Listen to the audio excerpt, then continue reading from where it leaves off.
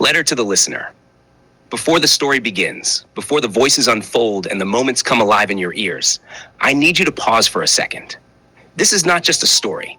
This is a reflection, a mirror, a quiet conversation between your heart and the parts of you don't always speak about. As you listen, you may find yourself in places you didn't expect, in memories you thought you had buried, in emotions you tried to outgrow. And that's okay, because some stories are not meant to entertain you. They are meant to reach you. You will hear laughter. You will feel tension. You may even sit in silence after certain moments, wondering, why does this feel so real? It feels real because it is. Not necessarily in events, but in truth. The truth of love, the truth of choices, the truth of consequences, the truth of becoming. Every character you will encounter carries something deeper than what is seen, just like you do. Some are searching, some are hiding, some are fighting battles no one else can see. And maybe, just maybe, you'll recognize yourself in one of them. If you do, don't run from it, sit with it. Because growth doesn't come from avoiding what we feel, it comes from facing it. This story was not created by accident. It was written with intention, with weight, with purpose. So whether you're listening in the quiet of your room, driving through a long road, or trying to escape your own thoughts for a moment, I want you to know this. You are not just a listener. You are part of this experience. Let the words settle. Let the emotions breathe. Let the story speak to you in ways no one else can. And when it's all over, don't just move on. Take something with you, a lesson, a realization, a shift. Because the best stories don't end when the audio stops. They stay with you. They change you. So as you begin this journey, listen not just with your ears, but with your heart. Joyfully yours, Okmipo T. Oluwole.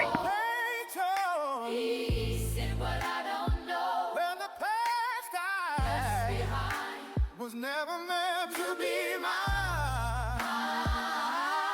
Now I'm standing in the light. No more darkness in my sight. What was lost, I understand. Was all part of your plan. I was lost, but now I see. Now I see. You're writing destiny. Destiny. Broken parts of me. From the beauty I can see. I was gone, but now I'm new. But I'm new. Every step brought me to you. From the ashes I broke through. Now I'm reborn. Unto you. If I had to lose again, just to find where I begin, I would walk through all the rain just to hear you say my name.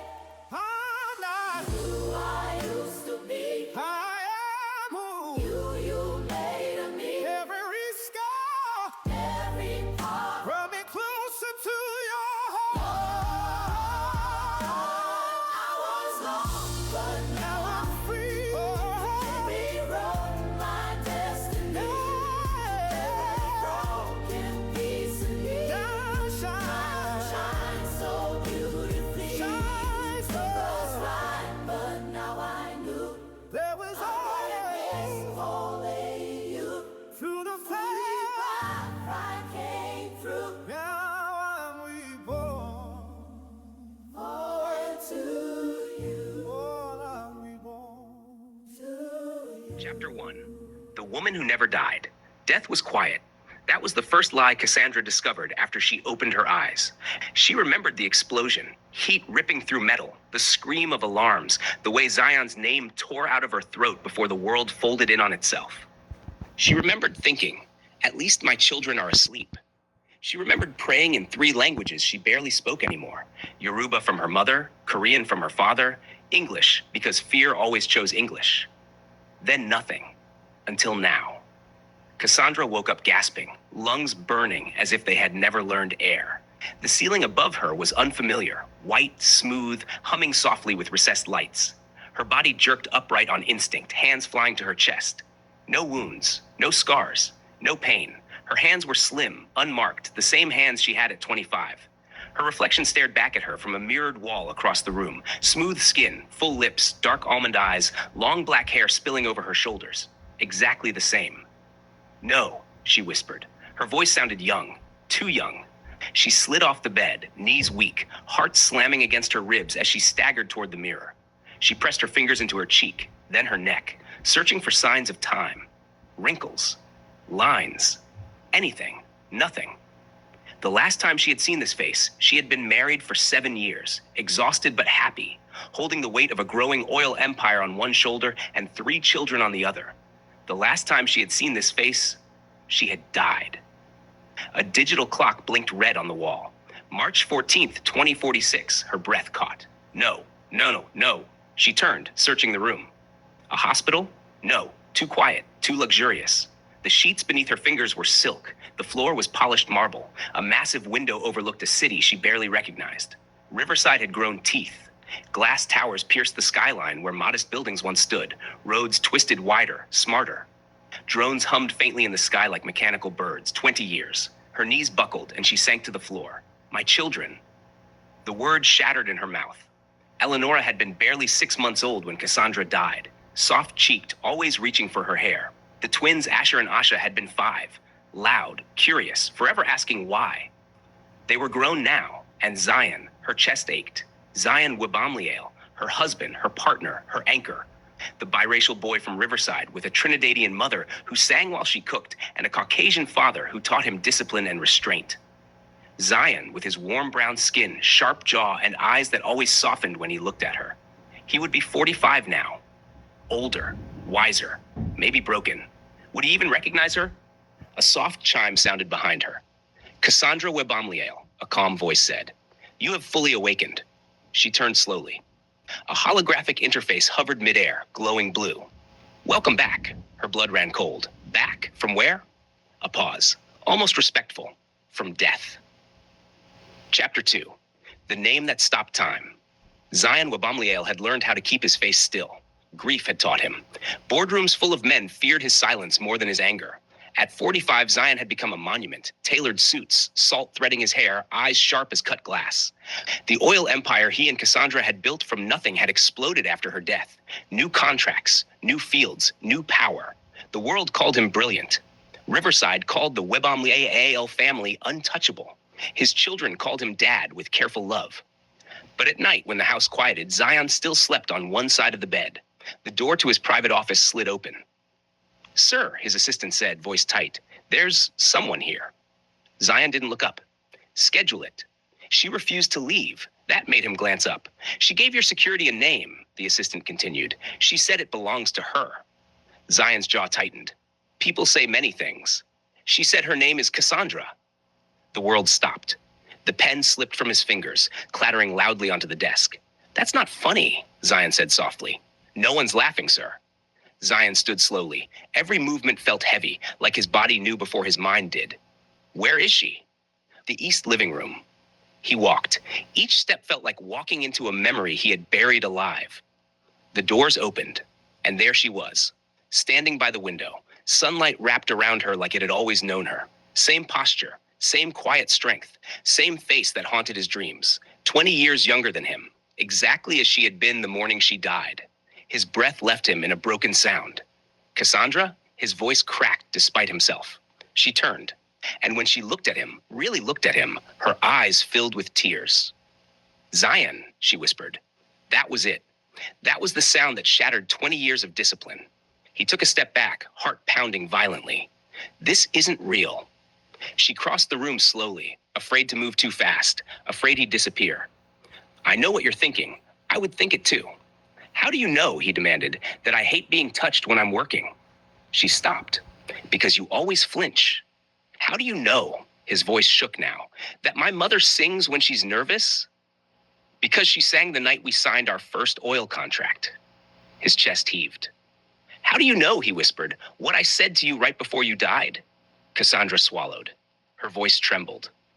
You said, come back to me, Cass. Don't you dare leave me alone with this world. Zion broke. He crossed the distance between them in 2 strides and gripped her arms, hands shaking, as if she might turn to smoke. You didn't age, he said hoarsely. You didn't change. I did, she replied softly. I lost 20 years with you. Tears slid down his face, tears he hadn't let fall in decades. You're dead. he whispered. I was, she said, and somehow I'm not anymore. From the hallway came a voice, young female, cautious. Dad? Zion froze. Cassandra turned slowly. A woman stood there, tall, elegant, with Zion's eyes and Cassandra's mouth. Eleonora, 20 years old, looking at her like she was staring at a ghost. And behind her, two men, twins, broad-shouldered, identical yet different. Asher and Asha, grown, alive, and staring at the woman who looked exactly like the mother they buried. Eleanor's voice shook. Chapter 3. Mom? The children who buried her. Silence fell like a held breath. Eleonora stood frozen in the doorway, fingers curled into the fabric of her jacket, as if letting go would make her collapse.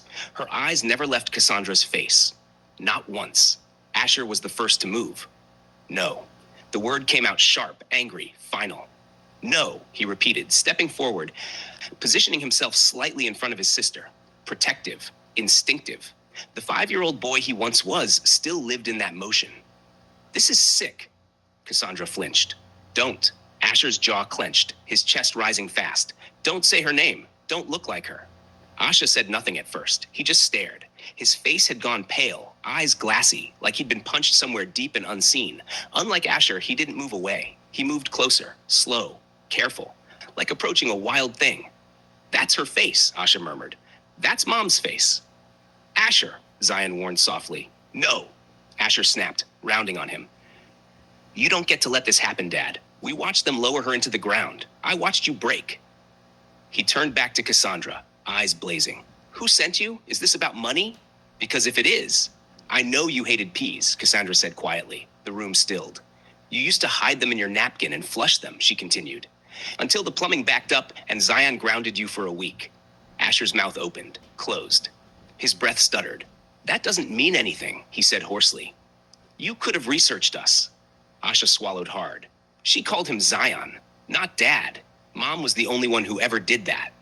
Eleonora finally moved. She took one step forward, then another. Each step looked like it cost her something. Say something, she whispered. Her voice trembled, fragile as glass. Say something only she would know. Cassandra's heart cracked open. You used to stop crying when I hummed, she said, tears spilling freely now. Not lullabies, just humming. You liked it because you said it sounded like I was breathing you safe. Eleonora's knees buckled. Zion caught her just in time. A sob tore out of her, violent and raw, the sound of 20 years of absence collapsing all at once. That's not fair, she cried. That's not fair. I don't even remember her like that. Cassandra moved instinctively, then stopped. She didn't know if she was allowed. Eleonora shoved away from Zion and stumbled forward anyway, fists slamming weakly into Cassandra's chest. You don't get to come back, she screamed. You don't get to look like that when I had to grow up without you. Cassandra didn't defend herself. She let the blows land. I missed your first words, Eleonora sobbed. Your first day of school. Every birthday I lit candles for someone who was dead. I know, Cassandra whispered, voice breaking. I know, baby. The word baby broke something final. Eleonora collapsed against her, sobbing uncontrollably, fingers clutching Cassandra's clothes like she was afraid she'd vanish. Asha stepped forward at last. He reached out, then hesitated. Say it, he said quietly. Say my name the way you used to. Cassandra looked at him, tears blurring her vision. Asha, she said softly. My moon. His breath left him in a sharp gasp. She turned to Asher. And my son. Asher shook his head violently. No, he whispered. No, no, no. His anger crumbled, replaced by something far worse. Hope. And hope terrified him. He dragged a hand down his face, eyes shining. You don't look older, he said brokenly. You don't look like you lived without us. I didn't, Cassandra said. Not by choice. Asher laughed once, short, hysterical. Then his shoulders shook. He sank into a chair, burying his face in his hands as the sobs came, deep and uncontrollable. I tried to remember your voice, he cried. I tried so hard, and now you're standing here like you never left. Cassandra knelt in front of him, finally daring to touch. She took his hands. I never stopped being your mother, she said, not even when I was gone. Asha reached out then, resting his hand on her shoulder. Solid, real. Eleonora clung to her side. Zion watched them, tears silent on his cheeks. The family that had survived 20 years of grief stood fractured, but together. And for the first time since Cassandra died, the house didn't feel haunted anymore. The years she didn't carry. The house learned Cassandra again. At first, it was small things. The way she reorganized the kitchen without thinking, moving spices back into the drawer she had always used, shifting plates to lower shelves, as if her hands remembered muscle memory her mind couldn't yet hold. How she folded Zion's shirts the way she always had, precise, deliberate, smoothing imaginary creases that didn't exist anymore. How she sat at the breakfast table every morning, watching the children, grown adults, move around her like she might evaporate if they looked too long. They were careful with her. Too careful. Eleonora placed a mug in front of her one morning. "Chamomile with honey," she said gently. "You used to drink it when you couldn't sleep." Cassandra smiled. "I still do." A pause. Neither of them acknowledged the weight in that sentence. She tried to compress 20 years into days. She learned Eleonora's favorite tea, even though she had once known only bottles and baby food. Memorized Asher's meeting schedule. Asked Asha about his travels, his silences, the faint shadows that lingered in his eyes when he thought no one noticed. She laughed too quickly, touched too gently, apologized too often, and Zion watched, from doorways, from across rooms, from the distance he had learned to survive in. He observed how she hovered near the grandchildren, studying their faces like someone memorizing stars. How she lingered outside the twins' offices before knocking, as if asking permission to re-enter lives she once built from scratch. The first week, he said nothing. The second week, irritation began to show. "You don't have to do everything," he said one evening, irritation edging his voice as she rearranged files in his home office. She looked up, startled, a folder in her hands. "I want to," she replied softly. "I missed so much." He closed the laptop harder than necessary. The sharp snap echoed in the room. "You didn't miss it, Cass. You weren't here." The words landed heavy. She stilled. "I know." "No," he said, standing now. His jaw tightened the way it used to before negotiations. "You don't, because knowing means understanding what it costs to keep going when the world buries your wife and hands you 3 children who need you to stay standing." Her chest tightened, air thinning in her lungs. "I had to become everything," he continued, voice rising. "Mother, father, grief counselor, CEO, protector. I buried my wife in the morning and negotiated oil contracts by nightfall." The image sliced through her. Zion alone. Zion shattered. Zion pretending to function. Tears burned her eyes. Zion. "You want to step back in like time paused," he snapped. It didn't. Silence roared between them.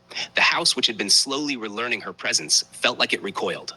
"I wasn't there by choice," she said, barely audible. "And I didn't choose to do it alone," he shot back. That landed differently. Less anger, more exhaustion. Her hands trembled as she placed the folder down. "What do you want from me?" she asked. He laughed once, not amused. "That's the problem. I don't know." They stood there, 2 people who had loved fiercely, who had built something from nothing, now strangers stitched together by memory and obligation. "You died," he said quietly now. "I held your body, Cass. I identified you. I buried you." Her breath hitched. "I visited that grave every Sunday for 10 years. She closed her eyes. "Do you know what that does to a man? To stand in front of cold stone and talk to it like it might answer?" "I'm here now," she whispered. "Yes," he said. "And I don't know what to do with that." That was the truth beneath everything. He didn't know how to grieve a miracle. That night, they slept on opposite sides of the bed again. The mattress felt too wide, too aware. Cassandra lay on her back, staring at the ceiling, listening to his breathing, steady, controlled, practiced. This was the rhythm of a man who had trained himself not to unravel. She turned slightly. "Zion?" Silence. Then, "What?" "I don't expect you to pretend." He didn't answer. "I don't expect you to forget the years I didn't carry." That made him shift. "I can't undo what you endured," she continued, "but I can stand beside you now." He exhaled slowly. "You don't know the version of me that survived you." "Then let me meet him." Another long silence. "You're still 25, he said finally. "You look at me like I'm the same man who kissed you goodbye that morning." "I'm not." "I know you're not," she said softly. "And I'm not the same woman either." He turned then, finally facing her in the dim light. "You didn't age." "I did," she replied. "Just not in ways you can see." His eyes searched hers, as if trying to locate proof of that. "You missed the tantrums," he said quietly. "The first heartbreaks, the boardroom betrayals, the nights Asher wouldn't speak, the way Asha started carrying his anger like armor. Eleonora asking me why God needed you more than we did." Her tears slipped silently now. I learned how to answer questions I didn't believe, he continued. I learned how to cook, to braid hair, to sit in silence when there were no answers. She reached toward him but stopped midway, unsure if she had the right. I'm proud of you, she said, for surviving. He swallowed. I didn't survive, he replied. I adapted. That word felt heavier than grief. After a moment, he reached across the space between them, not fully closing it, but resting his hand near hers. Not touching. Not yet. I don't hate you, he said quietly. I just don't know how to fit you into the man I had to become. Her voice trembled. Then we build again. A long pause. We don't rebuild what we had, she added. We build what we are now. He studied her face in the dark, older in experience, younger in appearance, both familiar and foreign. Slowly, he said. Yes, she agreed, slowly. Outside, the estate lights dimmed one by one. Inside, the distance between them remained, but it was no longer a canyon, just space. And space, she knew, could be crossed. Eventually. Chapter 5. The weight of staying days passed. Some were gentle, some were unbearable. The house had grown used to silence long before Cassandra's return. Now it held a different kind, one that pressed against the walls and lingered in corners like unsaid words. The air itself felt cautious, as if the estate were learning her all over again. Zion would reach for her absent-mindedly in the morning, his hand crossing the sheets out of habit, then stop midway, fingers curling back into his palm, as if remembering she did not belong to the man he had become. Cassandra would pretend not to notice. She would lie still, eyes open, loving him quietly. Loving the version of her husband forged by pain she never carried. Loving the new lines etched around his mouth. The silver threading through his hair. The strength in him that looked less like fire and more like steel. He had hardened, and she did not know how to soften him without breaking him. One afternoon, searching for something to occupy her restless heart, she found an old photo album tucked away in the study. It had been placed behind legal binders and financial reports, as if memory had been filed away with quarterly earnings. She sat on the floor, knees drawn to her chest, turning pages slowly. Renuka Wabamliel smiled from the photographs. Zion's mother, whom Cassandra had always affectionately called Mama Webam, radiant even through scarves wrapped gently around her head. In one picture, she held baby Eleonora close, her frail arms protective and proud. In another, she stood in the estate garden, thin but defiant, one hand lifted as if blessing the air itself. Cassandra's voice trembled in the quiet room. Is she sick? I haven't seen Mama Webam or Papa Webam. I haven't seen my mother or father either. I've missed them. Her fingers traced Renuka's smiling face. She asked for you, Zion said quietly from the doorway. Cassandra startled and looked up, her heart sinking. Mama Webam? He nodded once. His expression was carefully composed, but his eyes betrayed something deeper. Every time it got bad. Her throat tightened. I didn't know. She believed in miracles, he said, stepping further into the room. Not the kind that came. The bitterness in his voice was restrained, but heavy. Cassandra instinctively lifted her hand toward him, then hesitated. She did not know if she was allowed to comfort grief she had not witnessed. I lost her, Zion continued. 10 years ago, Alzheimer's and cancer. His voice grew quieter. She forgot my name before she forgot her pain, and I had no one to collapse into. The admission settled between them, raw and unpolished. I would have been there, Cassandra whispered. That's the problem, he said, pain sharpening his tone. You weren't. The words were not cruel. They were true.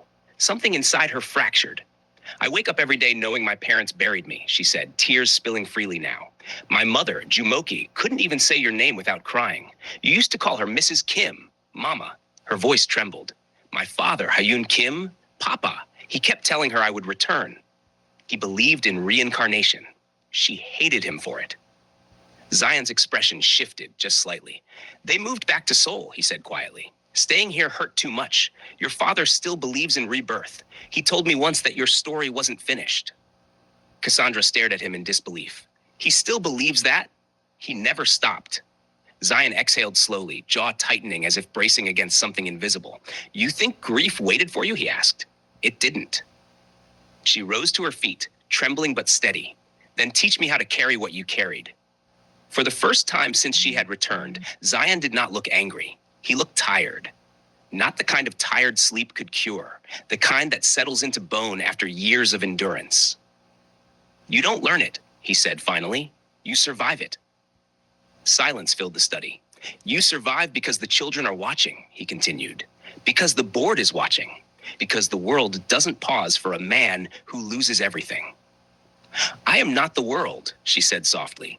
His eyes flickered at the word. Wife. It felt both foreign and painfully familiar. You are, he admitted, but you are also a ghost I buried.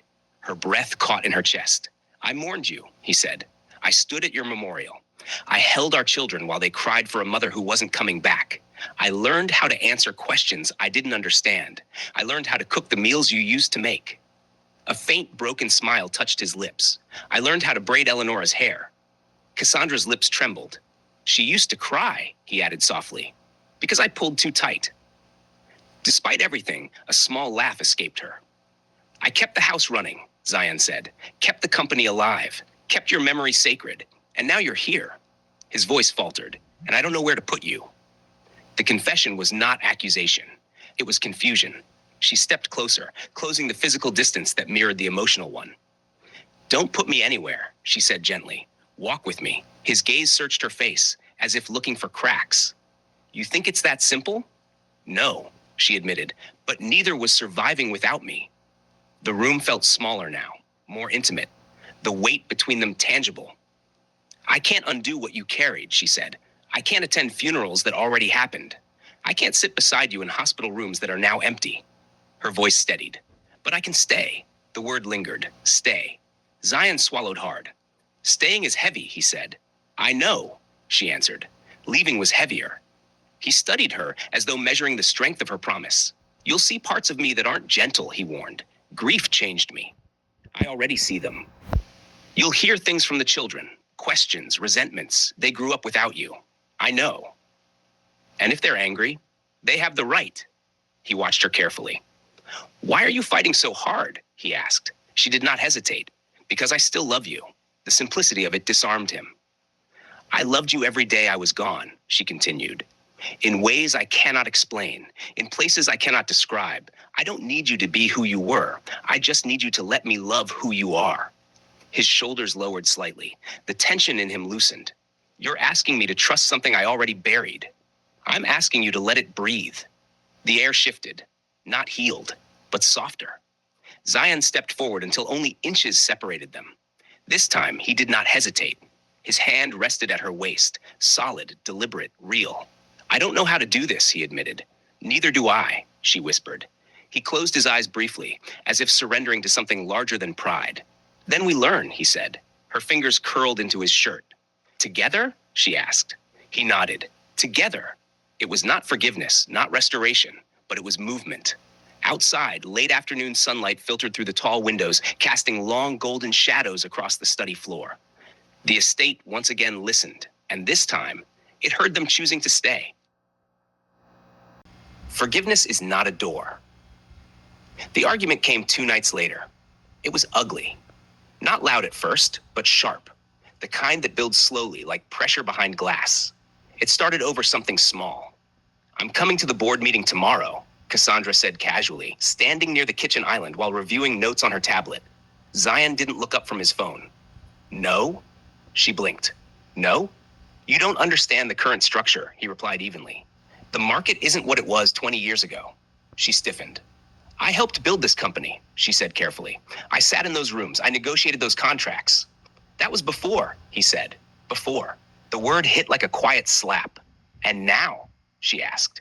Now, he said, finally looking at her. It's different. Silence stretched. I'm not fragile, Zion, she continued. You don't need to protect me from boardrooms. His jaw tightened. It's not protection. It's reality. And what is that supposed to mean?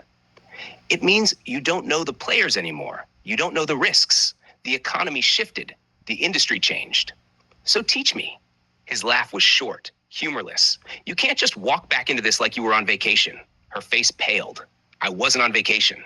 I know that, he snapped. Do you? The air thickened. You died, he said suddenly, harshly. And I survived. The words sliced through the room. There it was, the wound he carried. She stared at him, wounded and quiet, as if something sacred had just been struck. Do you think I rested? She asked softly. He didn't answer. You think death was peace? she whispered. I woke up alone, without you, without them, without my parents, without a body that aged with time. Her voice cracked, but she didn't stop. I lost 20 years too. He looked at her then, really looked. There was no accusation in her eyes, just grief.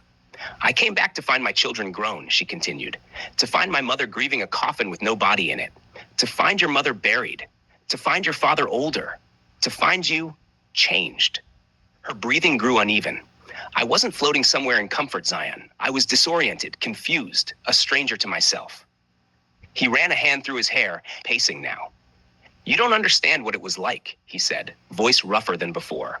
Holding our children while they asked me where you were, watching them cry themselves to sleep. I know I wasn't here. That's not the same as knowing what it cost. She swallowed hard. You had funerals, he continued. You had hospital rooms. You had contracts to sign with swollen eyes. I had to become someone else to survive. He stopped pacing. I became harder, he admitted. Colder, calculated. I stopped expecting miracles. Her chest tightened at that.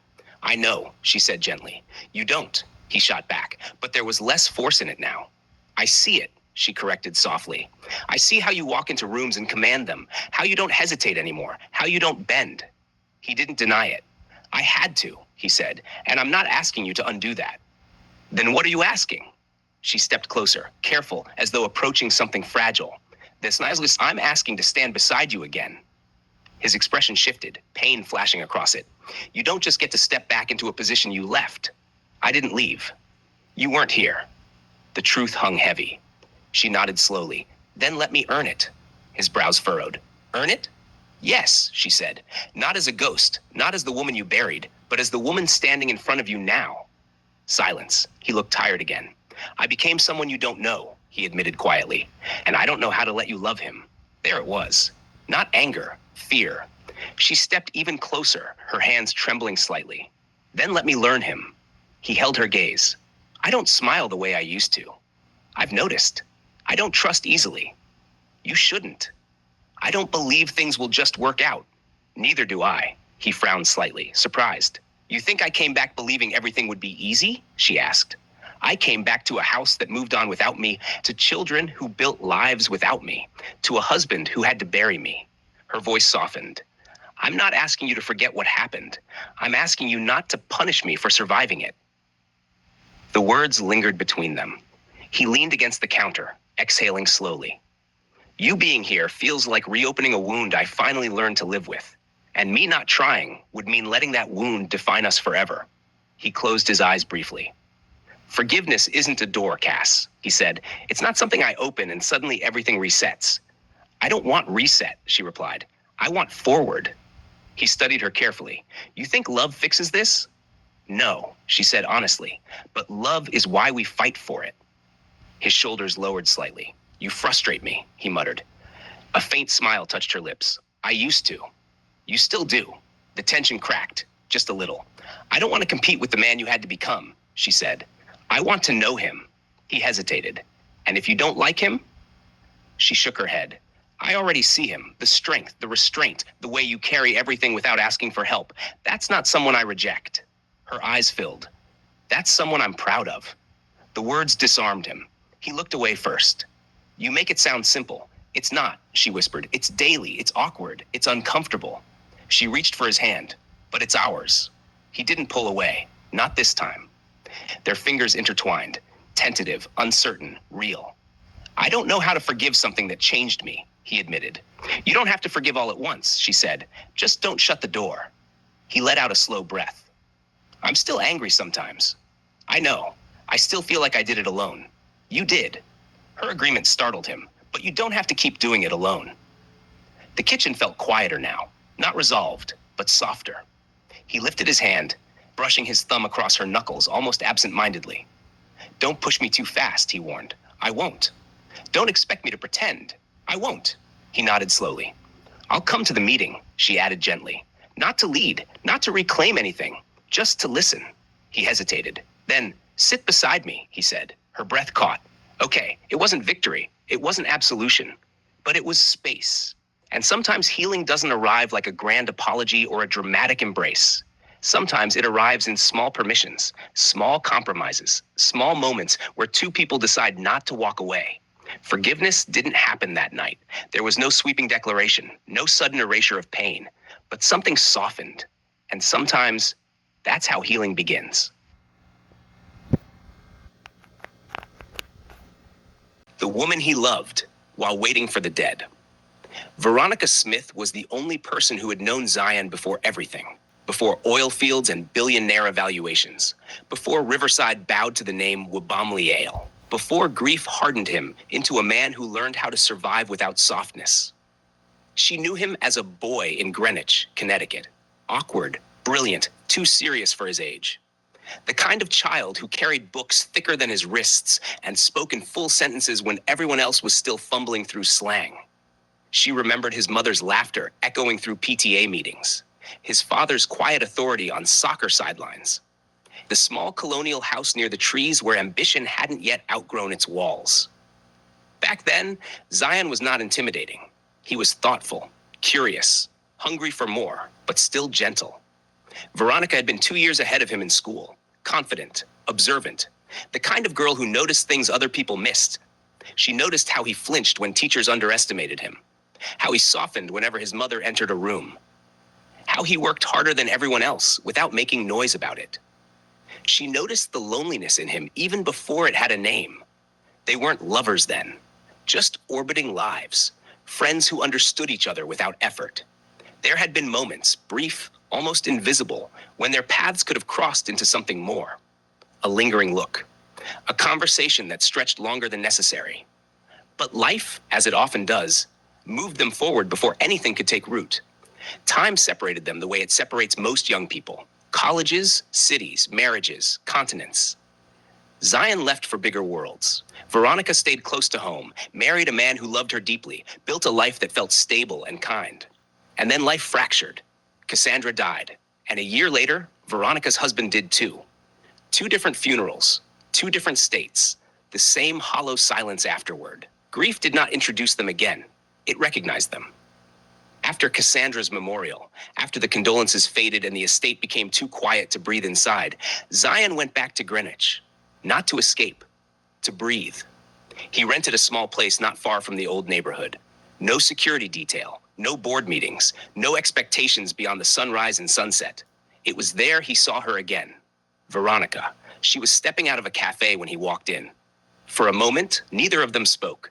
Recognition moved slowly across her face, as if memory had to push through layers of time to reach the present. Zion? He hadn't heard his name said like that in years. Without title, without caution. Veronica. There was no dramatic embrace, no grand reunion. Just 2 people studying the changes grief had carved into the other.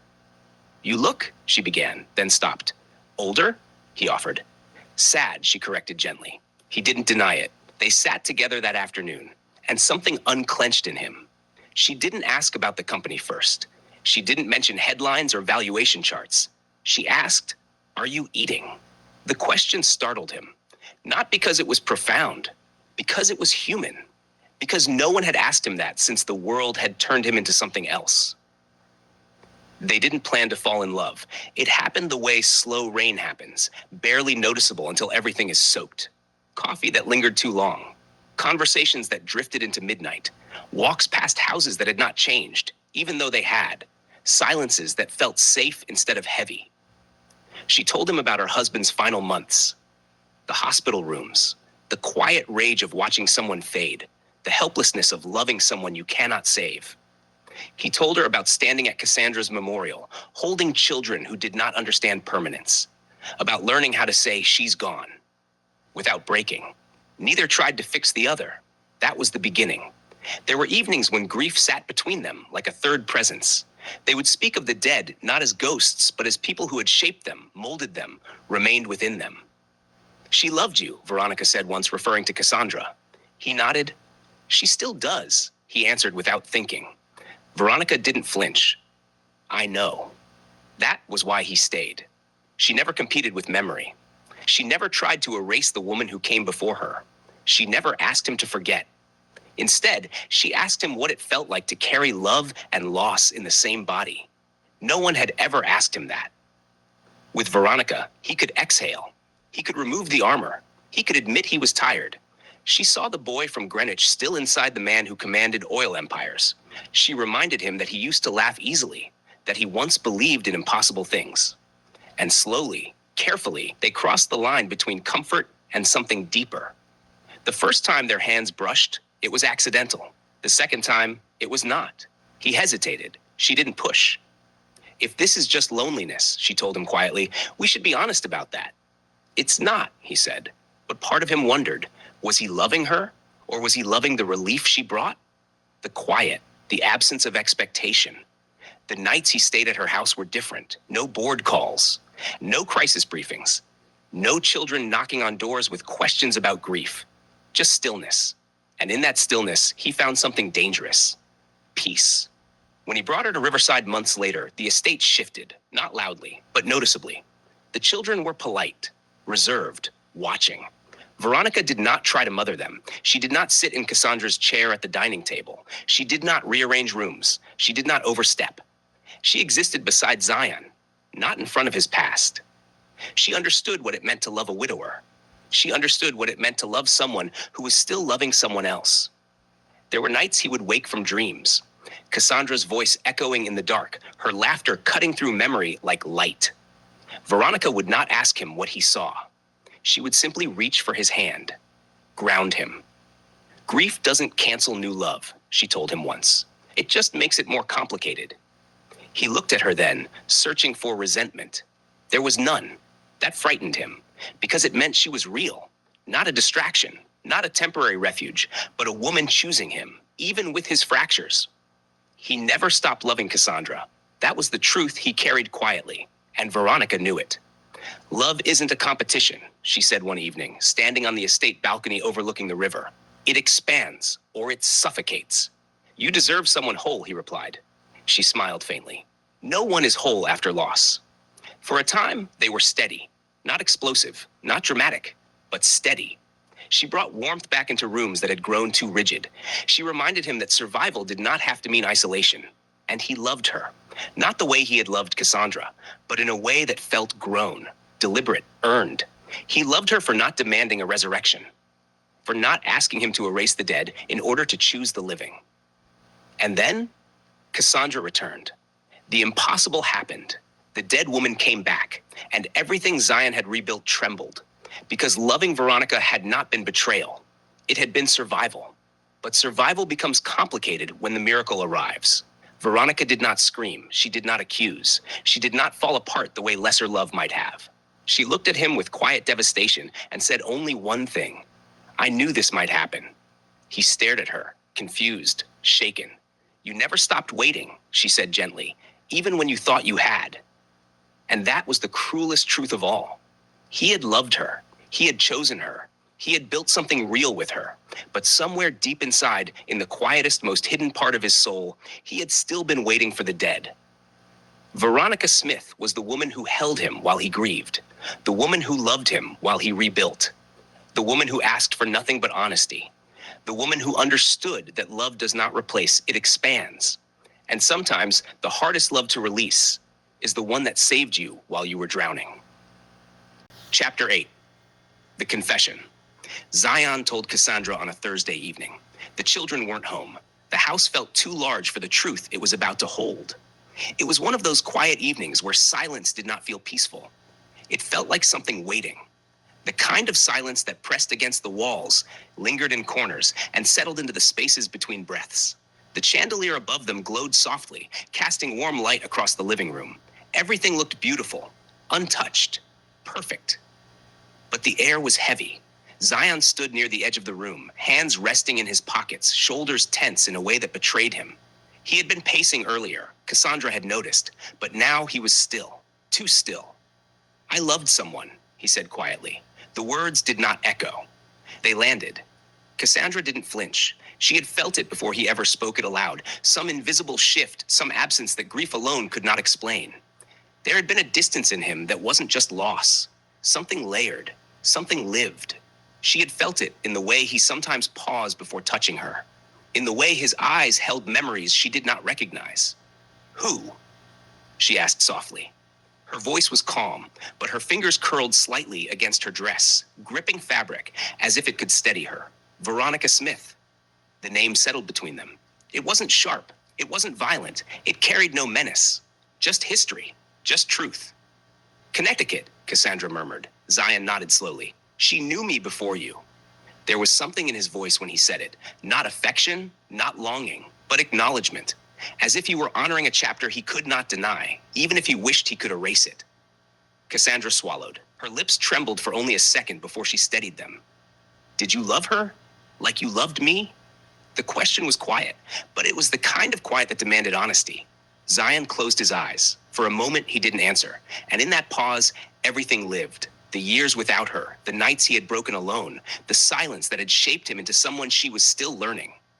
No, he said finally. His voice was firm, certain.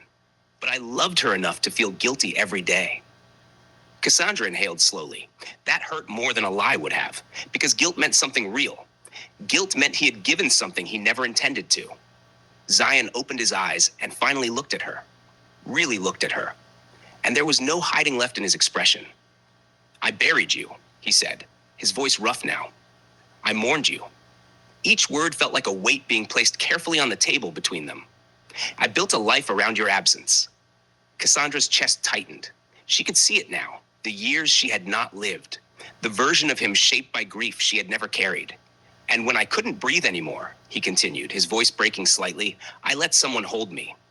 The room went still, not quiet, still, as if even time paused to listen. Cassandra lowered herself slowly onto the couch. Her movements were controlled, deliberate, like if she moved too fast, something inside her would shatter. Her mind was not racing, it was sinking into the realization that life had continued without her in ways she had never imagined. I don't blame you, she said. Zion blinked. That wasn't what he expected. There was no anger in her voice, no accusation, just truth. I blame time, she continued. Her eyes lifted to meet his again, and this time there was pain, deep, aching, honest pain, but not directed at him. And fate, she added. Her voice trembled slightly now. And whatever power thought this was fair. Zion let out a broken laugh. It escaped him before he could stop it. Not because anything was funny, but because it was too much, too complicated, too human. She deserved more than a man still married to a ghost, he said quietly. There was no bitterness in his tone, only regret. Cassandra's gaze softened. And I deserve more than a man punishing himself, she replied. That landed differently. Zion's head dropped slightly, his jaw tightening. Because she was right. He had been punishing himself, not just for loving Veronica, but for surviving Cassandra, for continuing to live in a world where she didn't. Zion shook his head slowly. You came back, he said, almost as if he still didn't fully believe it. There was wonder in his voice, but also fear, because her return didn't erase what had happened. It complicated it, deepened it, forced it into the light. Cassandra stood then, slowly, carefully, as if reclaiming space in a life she was still learning how to stand in. I didn't come back to erase your survival, she said. Her voice was steady now, grounded, certain. She took a step toward him, then another. I came back to live. The words didn't demand anything. They didn't accuse. They didn't rewrite the past. They simply existed. Zion looked at her, really looked this time, not as a memory, not as a ghost, but as a woman standing in front of him, alive, breathing, choosing. And for the first time since she returned, he didn't look torn. He looked undone. Not by guilt, not by confusion, but by the possibility that maybe, just maybe, life was not asking him to choose between who he had been and who he could still become. The silence that followed was different, still heavy, still complicated, but no longer suffocating, because the truth had been spoken. And somehow, they were both still standing. The Chapter 9. Zion's guilt wasn't just about Veronica. It wasn't even something he could explain in a single sentence anymore. It had grown roots, deep, tangled, impossible to separate from the rest of him. It lived in quiet moments, in the way his chest tightened when laughter came too easily, in the way silence sometimes felt like punishment. It was about choosing happiness when Cassandra couldn't. It was about allowing himself to feel warmth again while she had been lowered into cold earth. It was about the unbearable truth that life had continued, and he had followed it. It was about laughter in a house that once echoed with her absence. Laughter that felt foreign at first, unnatural, like something that didn't belong to him anymore. But over time, it came anyway. Soft at first, then fuller, then real. And every time it did, something inside him whispered, "You weren't supposed to heal this quickly." It was about nights where he didn't dream of death. That was the part that disturbed him most. Not the nightmares, but the nights where there were none. The nights where he slept peacefully, without her. Because grief in his mind was supposed to linger, to haunt, to remain. So when it loosened its grip, even slightly, it felt like abandonment, like forgetting, like betrayal. "I loved you both differently," he confessed one night, voice low in the dark. The room held his words gently, as if even the air understood their weight. "And that makes me feel like I betrayed you twice." The confession didn't rush out of him. It slipped slowly, like something he had carried too long and could no longer hold alone. Cassandra turned toward him. There was no sharpness in her movement, no defensiveness, just quiet attention. "You didn't cheat," she said. Her voice was soft, but certain. "You mourned." He swallowed hard. The word mourned felt too clean for what he had lived through. Too simple, because mourning to him had never been passive. It had been survival, raw, messy, unpredictable. "And now that you're here," he said, his voice tightening, "I don't know where to put that love." That was the truth he couldn't escape. He had learned how to love again in her absence. Not instead of her, but beyond her. And now she was here, alive, breathing, real. And all that love didn't disappear. It didn't divide neatly. It didn't rearrange itself into something convenient. It remained, and he didn't know what to do with it. Cassandra didn't hesitate. She reached for his hand. Her touch was warm, grounding, real. She guided it slowly, deliberately, and placed it over her heart. "Here," she said. There was no hesitation in her voice, no uncertainty. Where everything broken already lives, he felt it. The steady rhythm beneath his palm, alive, not imagined, not remembered, alive. And something inside him cracked open, not violently, not painfully, but deeply. Tears slid down his face, quiet, unashamed. He didn't wipe them away, didn't hide them, because for once, he wasn't trying to be strong. "I would have wanted you to survive," she whispered. Her voice softened even more, almost blending into the quiet between them, even if it meant loving someone else. That was the moment. Not dramatic, not loud, but undeniable.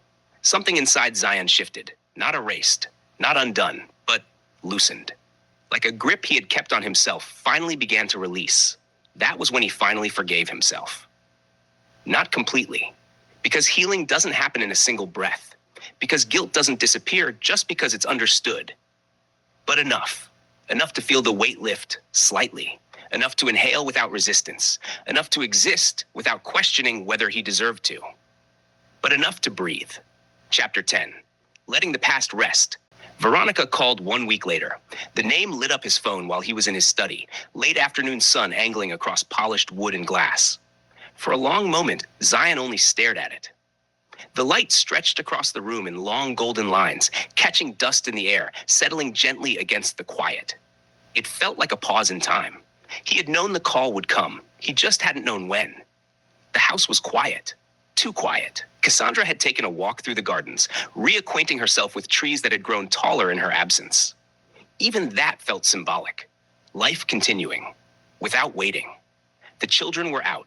There was no noise to hide behind, no distraction to dilute what this conversation would mean.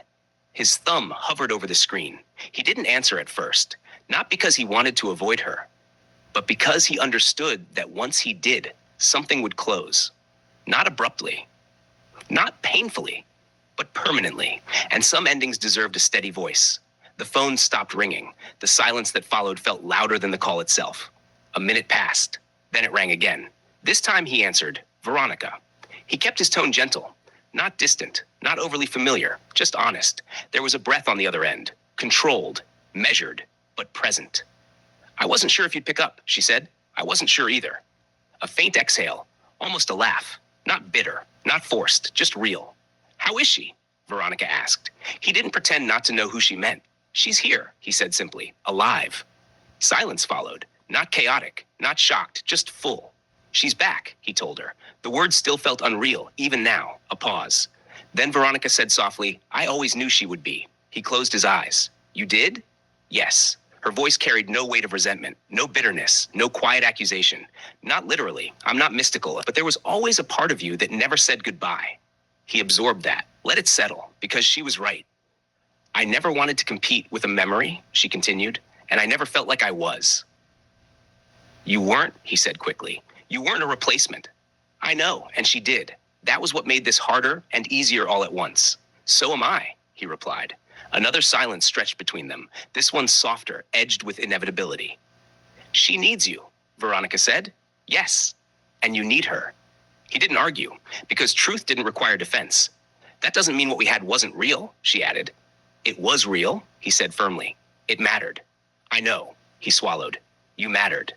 That lingered, hung between them. The line went quiet again. He imagined her standing somewhere familiar. Still, composed, strong. She didn't ask to see Cassandra. She didn't demand explanations. She didn't fight. Instead, she asked, "Are you happy?" The question caught him off guard, because happiness for him no longer felt simple. I'm hopeful, he said. That's a beginning. Yes. And are you at peace? She pressed gently. He thought of everything. The nights, the conversations, the rebuilding. I'm trying to be. That's enough. He leaned back slightly. I never meant to hurt you. You didn't, she replied. You loved me the only way you could. And that wasn't enough. It was enough for the season it belonged to. That sentence settled into him like truth wrapped in grace. I won't pretend this is easy, she continued. But loving you also meant wanting you whole, and you were never whole without her. His chest tightened. You deserve someone who isn't divided, he said. Yes, she agreed quietly. I do. No anger, no resistance, just clarity. Thank you. For what? For standing beside me while I figured out how to breathe again. You would have breathed eventually, she said. I just happened to be there. I don't regret us. Neither do I. And that was enough. Take care of her, Veronica said finally. I will. And take care of yourself. I'm learning. I know you are. Goodbye, Zion. He paused, just briefly. Goodbye, Veronica. The line went still. Not broken, just finished. Zion sat there long after the call ended. Not empty, not undone, just still. The grief this time didn't tear. It settled. Like something acknowledged. Like something honored. Then released. He stood and walked back into the house. Cassandra was waiting. You okay? She asked. He nodded. I'm learning how to live without guilt. She smiled, soft, honest. I'm learning how to live without envy. And in that moment, they didn't try to rewrite anything. They simply chose each other, slowly, deliberately, honestly. That night, for the first time since everything had broken, Zion slept without nightmares. Not because the past disappeared, but because he finally allowed it to rest. Chapter 11, When Ghosts Meet. The office at the Riverside Tower was polished, minimalist, and deliberately neutral. Cassandra adjusted her jacket for the third time, fingers trembling despite herself. She had never hated being late to anything, except this moment. Veronica Smith arrived like she had always done. Calm, composed, every inch a woman who carried her heartbreak with dignity. Her hair was streaked with silver now, but her posture was perfect, her gaze unwavering. Cassandra's heart beat faster than it had in 20 years. Miss Smith, she said softly, unsure whether to extend her hand or bow, or just disappear into the floor. Veronica's eyes softened, not with pity, but assessment. Cassandra, she said simply. No name-calling, no titles, no qualifiers, just the name she had known years ago when she had loved Zion cautiously from afar. Cassandra swallowed. I know this is difficult. It's surreal, Veronica admitted. I've seen grief. I've lived with loss. But this is a first. She tilted her head slightly. You've come back. Yes, Cassandra said, voice trembling. And I don't want to erase what you had with him. Veronica raised an eyebrow, studying her.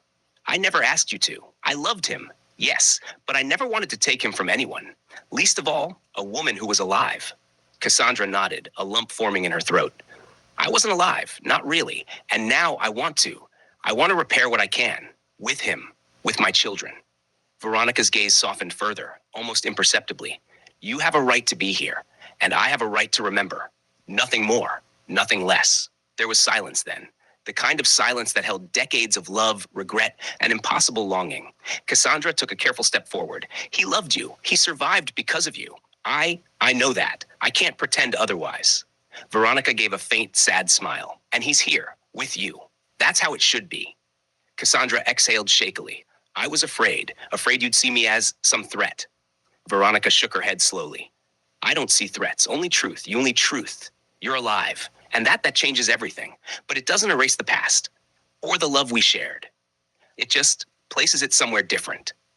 Cassandra's eyes glistened with tears. And him? How do I share him with the memory of you? Veronica's smile was soft, almost maternal. You don't share him. You let him be fully yours. I've long since made peace with what was, and now you're his life, his love. That's enough. For the first time in decades, Cassandra felt a strange lightness. Not relief, exactly. Not yet, but a clarity. Veronica was not an enemy. She was a witness, a bridge, a part of Zion's history she could acknowledge without shame.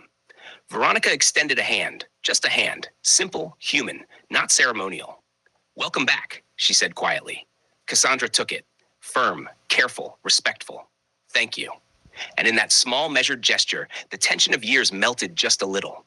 Past and present stood side by side, acknowledging one another without tearing the world apart. Veronica left soon after, composed, dignified, a quiet exhale of the past.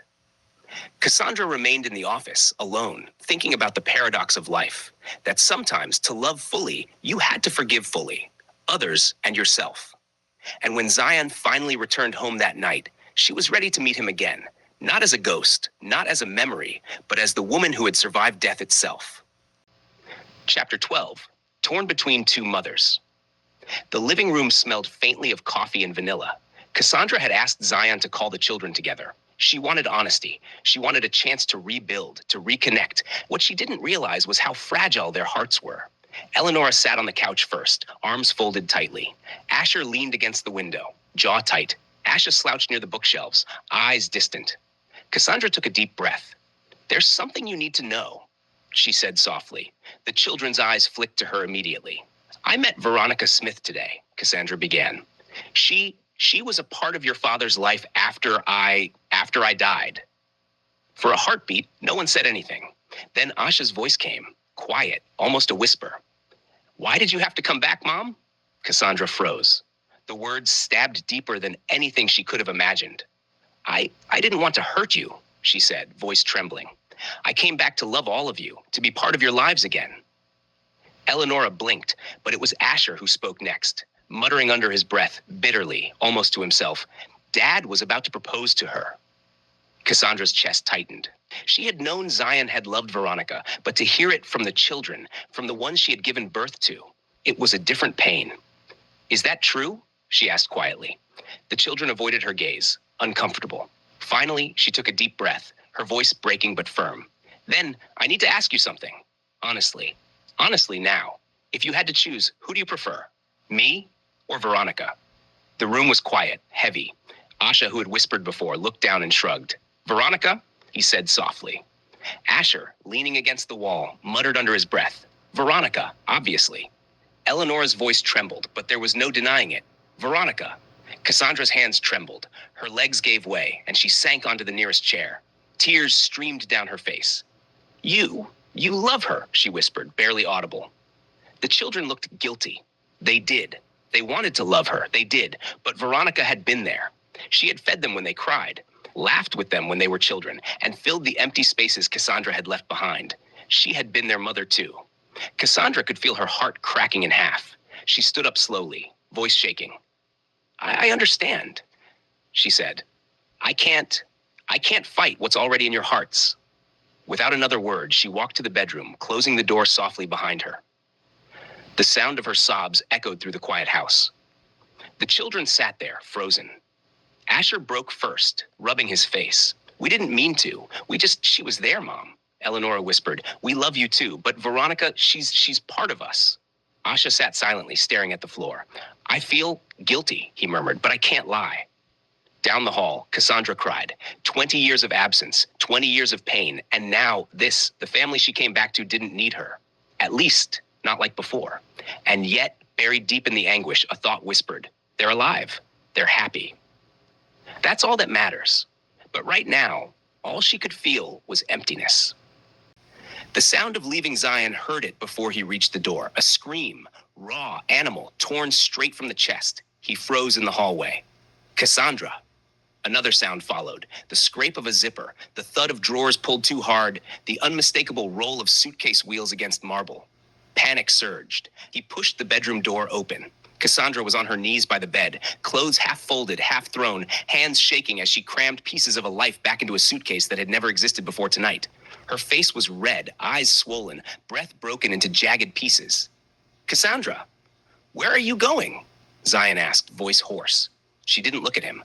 I need space, she said, struggling to stand, dragging the luggage toward the door. Space to think. Cass, stop. She finally turned, pain flashing across her face like lightning. I feel selfish, she said. Selfish for coming back and disrupting the life you all built. Selfish for expecting you to leave everything behind for me. Zion stepped closer.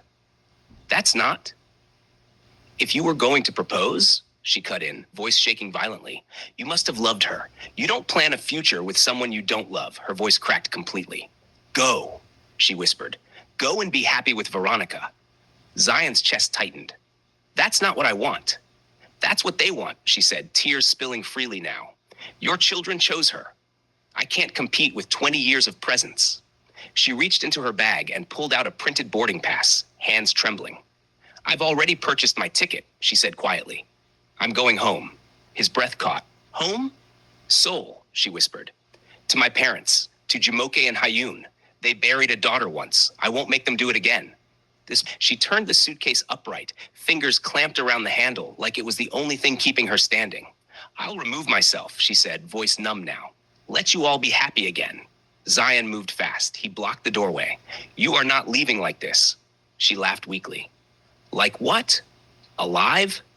That hit him like a blow. You think I survived 20 years, he said, voice breaking, only to lose you by choice? She shook her head. You survived because of her.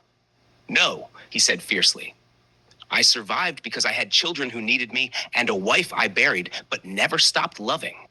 She faltered. You don't get to decide my happiness for me, he continued, tears streaking down his face now. And you don't get to punish yourself for coming back. Cassandra clutched the suitcase handle harder. I heard them, she whispered, every word. Zion swallowed hard. They didn't mean it the way you think. They meant it, she said. And that's okay. Love doesn't divide neatly. Silence stretched between them, thick, aching. You came back to us, Zion said softly. That doesn't mean you have to disappear again. She closed her eyes, fresh tears falling. I don't know how to stay, she whispered, not when my presence hurts everyone. Zion stepped forward and gently took the suitcase handle from her hand. Then don't stay for them, he said quietly. Stay for me. She looked up at him, lost, broken, terrified. And if I can't choose yet, she asked. Then don't, he replied. But don't run. Her knees buckled. Zion caught her before she hit the floor, holding her as she sobbed into his chest, grief racking her body like waves. I'm tired, she cried. I'm so tired of being the problem. You're not the problem, he whispered into her hair. You're the miracle we don't know how to hold yet. The suitcase stood forgotten by the door. The boarding pass slipped from her fingers. And somewhere between staying and leaving, love held its breath. Chapter 14. Children of two loves, Zion didn't slam the door. That was what frightened them most. He walked downstairs slowly, every step heavy with restraint. The living room was chaos. Eleonora on the couch, crying openly. Asher pacing like a caged animal, hands in his hair. Asha standing frozen near the window, eyes red, chest rising too fast. They looked up when they saw him. Not their powerful father, just a man who had buried a wife and almost lost her again. What did you say to her? Zion asked quietly. No one answered. What? He repeated, voice steady but dangerous. Did you say to my wife? Asher broke first. She asked us, he said hoarsely. She asked us to choose. Zion closed his eyes for a moment. When he opened them, they were wet, and you answered. Asha's voice trembled. We didn't mean to hurt her. You did, Zion said simply. You shattered her. Eleonora slid off the couch and dropped to her knees. Dad, please, she sobbed. We love Mom. We do. Veronica was there. She held us when you couldn't. She showed up to everything. She taught me how to braid my hair. I know, Zion interrupted softly. His voice cracked. I know what she did for you. I was there too. Asher punched the wall lightly, frustration spilling over. We didn't ask for Mom to die, and we didn't ask for her to come back either. Everything feels wrong no matter what we choose. Asha finally looked at Zion, tears streaming freely now. I whispered something I can't take back, he said. I asked why she had to come back. I didn't mean it like that, I swear. I was just scared. Zion's chest tightened. She heard you, he said. The room collapsed. Eleanor let out a scream, raw and broken. No, no, no! Asher dropped into a chair, burying his face in his hands. We're monsters. No, Zion said firmly. You're children who grew up too fast. He took a breath, steadying himself. She's upstairs packing, he continued. She thinks leaving will make you all happy again. Asha lunged forward. No! Eleonora scrambled to her feet. We didn't mean that. We don't want her gone. Asher's voice broke. We just don't know how to have two moms in our hearts without feeling like we're betraying someone. Silence. Then Asha spoke again, quieter now. Maybe we need help. Zion looked at him. With what? With reminding Mom she belongs, Asha said. With helping us explain what we don't know how to say. Eleonora wiped her face. What if we invite Papa Lupa and Mama Lupa? Zion stilled. Grandpa and Grandma Kim, she continued hurriedly. They lost her too, Sis Helen, and Grandpa always believed she'd come back. Maybe they can help her stay. Asher nodded slowly. She trusts them. She needs someone who knew her before all this. Asha swallowed. We'll tell her we're sorry. All of us. Together. Zion felt something shift in his chest. Not healing, but responsibility. I'll call them, he said quietly. The children exhaled in relief, hope trembling between them. And then? Eleonora asked. Zion turned toward the staircase. Then we go upstairs, he said, and we fight for our mother. Upstairs, the suitcase still stood by the door. And Cassandra sat on the bed, hollow-eyed, believing she had already lost everything. Not knowing her family was finally learning how to choose her without losing anyone else. The ones who always believed. The knock came softly. Zion opened the bedroom door first. Cassandra sat on the edge of the bed, eyes swollen, hands folded in her lap, like she no longer trusted herself to touch anything. The suitcase still stood near the door, accusing and silent. Cass, Zion said gently. They want to talk to you. She didn't look up. I'm tired. I know, he replied, but please. The door creaked wider. Eleonora entered first. She didn't speak. She just walked to her mother and fell to her knees, wrapping her arms around Cassandra's waist like she had done as a child, like muscle memory had finally won. I'm sorry, Mommy, she sobbed. I'm so sorry. I didn't know how to love you without feeling like I was hurting someone else. Asher followed, eyes red, voice shaking. We were wrong to make you choose. You shouldn't have asked, and we shouldn't have answered like that. Asha stepped last. He knelt too. I said something unforgivable, he whispered, and I don't expect you to forget it, but please don't leave us again. Cassandra's breath caught. Her arms trembled as she wrapped them around all three of them, pulling them close, pressing her face into their hair like she had dreamed of doing for 20 years. I'm your mother, she cried. Nothing you say can erase that. Nothing. They stayed like that, collapsed together, crying openly, no pride left to protect. Then the doorbell rang. Everyone froze. Zion frowned. No one else should be. He went downstairs. Moments later, his voice called out, stunned. Cassandra? Her heart stopped. Two familiar voices floated up the stairs, older, accented trembling. Is this the right house? Ha-Yun, breathe, please. Cassandra stood slowly. Her legs carried her before her mind could catch up. She reached the stairs. And there they were, her parents. Jumoke Fela Kim stood frozen at the bottom of the staircase, one hand clutching her purse, the other covering her mouth. Her eyes filled instantly, disbelief crashing into hope she had buried decades ago. Ha-Yun Kim didn't move at all. He simply stared. Then he whispered in Korean, voice breaking, Cassandra, Detaria? Cassandra, is it really my daughter? Cassandra's knees gave way. She ran. She crossed the space between life and death and threw herself into his arms. Appa, she cried. Naya, naturawaso. Papa, it's me. I came back. Ha-Yun held her like the world might steal her again, hands shaking violently. I told them, he sobbed. I told them you would return. I felt it in my bones. Jumoke stepped forward slowly, tears streaming freely now. No, she whispered. No, this is cruel. Cassandra turned, eyes wet. Mama, that was all it took.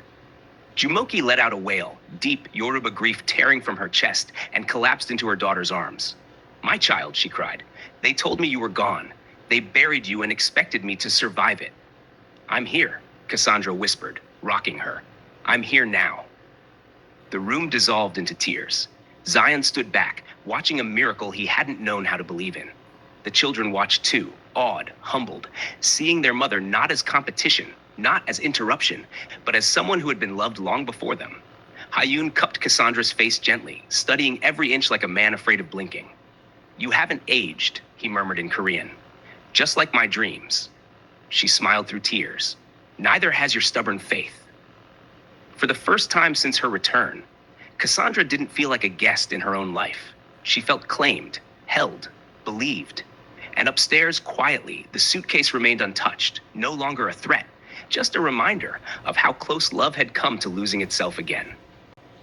Chapter 16, What the Ancestors Cooked. The house smelled like home again. Not the polished neutral scent of wealth, but heat, spice, memory. Jollof rice simmered on the stove, deep red and fragrant. Goat meat and chicken stewed slowly, bones releasing stories into the pot. Fried plantain sizzled. Coleslaw chilled in a wide glass bowl. Cornbread baked golden, its sweetness filling the air. Bottles of palm wine, red wine, and aged whiskey lined the counter. Life and celebration standing side by side. Cassandra stood barefoot in the kitchen, stirring rice with her mother beside her. Jumoke moved with instinct, sleeves rolled, head tied, her hands remembering motions grief had tried to erase. Hayun worked quietly at the counter, slicing vegetables with surgical precision, humming a tune Cassandra hadn't heard since childhood. For a moment, time folded. You always added too much pepper, Jumoke said, not looking up. Cassandra smiled softly. You always ate it anyway. A beat. Then Jumoke stopped stirring. She turned slowly, eyes searching her daughter's face. Not the young woman who stood before her, but the child she had lost, the woman she never watched grow old. My daughter, she said carefully, voice trembling. Tell me something. Cassandra's hands stilled. How? Jumoke asked. Are you here? The kitchen fell quiet. Even the pot seemed to listen. Cassandra swallowed. Mama, she said softly, I fought the battle of life and death for myself. Jumoke's breath hitched. There was a place, Cassandra continued, eyes distant now. Not darkness, not light, something in between, like waiting. Hayun's knife paused midair. And I was tired, Cassandra whispered. So tired, I wanted to sleep, but something wouldn't let me. Jumoke's hand trembled as she reached for the counter. Someone came, Cassandra said. Someone familiar. She lifted her eyes to Zion, who stood in the doorway. Renuka. Zion froze. My spirit was wandering, Cassandra went on, voice steady despite the tears slipping free. And she saw me. Your mother saw me. Zion's chest tightened painfully. She didn't speak at first, Cassandra said. She just held me. And then she said, You're not done, my daughter. Jumoke pressed a hand to her chest. She guided me, Cassandra whispered. Out of the limbo, into the light. She told me my children still needed their mother, and my husband still needed his wife. Zion's eyes filled. She said, Cassandra added softly, Tell my son I kept my promise. The kitchen broke open with tears. Jumoke pulled Cassandra into her arms, rocking her the way she had when nightmares ruled childhood. I was angry, she sobbed. I was angry at God, at your father, at hope. Hayun stepped forward, placing his hand gently on both of them. I told you, he whispered in Korean, some souls walk more than one road. The feast. They ate together that night. Everyone. Laughter threaded carefully through tears. Plates overflowed. Glasses clinked. Zion raised a toast. To the women who carried us, he said hoarsely. In life and beyond. They drank. Asha leaned toward Cassandra. The jollof is perfect, he said softly. She smiled. Your grandma supervised. Eleonora reached for her hand under the table. Asher bowed his head briefly, respectful, not just to his mother, but to something older, deeper. That night, the Weeb Amleal house wasn't just wealthy, it was blessed. Ancestors had walked through it. Love had survived death. And Cassandra, reborn, believed, finally home, understood something at last. She hadn't returned alone. She had been sent. Chapter 17, When the Dead Give Permission. The table had gone silent. Plates sat half-eaten. Forks rested where they had been dropped. Even the children, who rarely stayed still, were frozen in place. Jumoke looked at her daughter for a long moment before speaking again. My daughter, she said softly, voice steady but eyes shining. Tell us plainly. She reached across the table and held Cassandra's hand. How are you back? Everyone leaned in. Zion, the children, Hayun. Even the walls seemed to listen. Cassandra took a slow breath. As I stood in the limbo between heaven and earth, she began, her voice calm but distant. I was wandering, not walking with feet, but with memory, with longing. Her eyes lifted, unfocused now. There was no pain, no body, just awareness. And I was tired. I thought my story had ended. She swallowed. Then I saw her. Zion's breath caught. Mrs. Wabamliel, Cassandra said gently, your mother. A soft gasp moved through the room. She didn't look sick, Cassandra continued. No cancer, no weakness. She was strong, whole, glowing in a way I can't explain. Zion closed his eyes. She called me by name, Cassandra said. And she said, why are you standing here when your family is still calling you? Eleanora's hand flew to her mouth. She told me, Cassandra went on, that Zion needs me, that my children need me. She said it again and again, like she was afraid I wouldn't hear it. Her voice trembled. We walked together for a long time, talking, remembering, looking. For what? Asha whispered. For the light, Cassandra replied. Hayun nodded slowly, as if this confirmed something ancient. When we finally found it, Cassandra said, tears sliding down now, it was small at first, like a door barely open. She turned to Zion. And then, Ma, your mother pushed me. A sharp inhale rippled through the room. Not roughly, Cassandra added quickly. Gently, purposefully. She smiled through tears. She said, go, I've raised my son. It's your turn again. Zion broke. His shoulders shook as he bowed his head, grief and gratitude colliding inside his chest. And then, Cassandra finished softly, I fell. Silence, heavy, holy, and I'm back. Jumoke reached across the table and pulled her daughter into her arms. Ah, she whispered, so the dead sent you back to the living. Hayun placed his hand over Cassandra's head and spoke quietly in Korean. Toraun gosun uyani anida. What returns does not do so by accident. The children sat stunned, not afraid, not confused, just humbled. Asher cleared his throat. Grandma Renuka saved Mom. No, Jumoke corrected gently. She released her. Zion finally looked up, eyes red. My mother always said, he whispered, some women don't leave families, they guard them. Cassandra reached for his hand. That night, no one rushed to clean the table. No one checked their phones. They sat together, living and remembered, chosen and sent back, understanding at last that Cassandra's return wasn't a disruption. It was an assignment, and Renuka Webamliel had made sure it was fulfilled. Chapter 18. When the ancestors say it is finished, the house had grown quiet again. Not awkward, not tense, sacred. Plates were cleared, but no one had moved far from the table. Lamps glowed softly. The night pressed its forehead against the windows like it wanted to listen too. Zion sat back in his chair, exhaustion finally claiming him. His eyes closed, not fully asleep, not fully awake, just drifting. The room dissolved, and then Zion. He lifted his head. His mother stood before him. Not sick, not thin, not tired. Renuka Wabamliel looked the way she had when he was a boy, upright, radiant, wrapped in calm authority. Light clung to her without blinding. Mama, his voice trembled. She smiled. It is finished, she said gently. My work on earth is settled. Tears filled his eyes instantly. You found her. Renuka nodded. She was wandering, brave, but tired. She stepped closer, touching his face the way she had when he was small. I can now enter the heavenly realm peacefully, she said. You are no longer alone. Zion's chest shook. I tried. I really tried. I know, she replied softly. You did well. Her gaze sharpened, not stern, but sure. Take good care of yourself, she said. Take care of your wife. Take care of the children. She paused. Be happy again. Zion swallowed hard. And Zion, she added, eyes warm, proud, show your wife off to the world. She is a good girl. Her voice lowered, reverent. She is heavenly chosen for you. She pulled him into an embrace. Solid, real, final. I love you, my son. The light brightened, and then Zion gasped awake. He shot to his feet, heart pounding, eyes wide. I saw her, he shouted, breathless. I saw Mama. Everyone jumped. Cassandra stood immediately. Zion. She came, he said, tears streaming freely now, laughter and sobs colliding. She said goodbye. She hugged me. He crossed the room in 2 strides and wrapped his arms around Cassandra, holding her like proof. She told me to be happy again, he said into her hair. She said you were chosen. The children stared, stunned.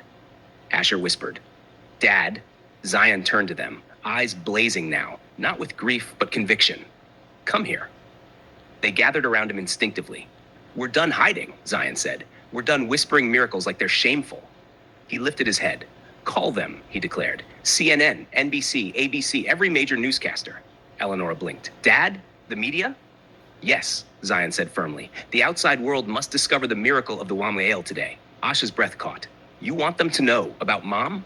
Zion looked at Cassandra, at the woman who died, at the woman who returned, at the wife heaven itself had sent back. Yes, he said softly. They will know. Cassandra's heart raced. Zion, she whispered, are you sure? He smiled at her, the full smile she hadn't seen in 20 years. My mother released you, he said. Now I will present you. Outside, the night was quiet. Inside, a family stood blessed, claimed by the living and the dead alike, and by morning, the world would never be the same again.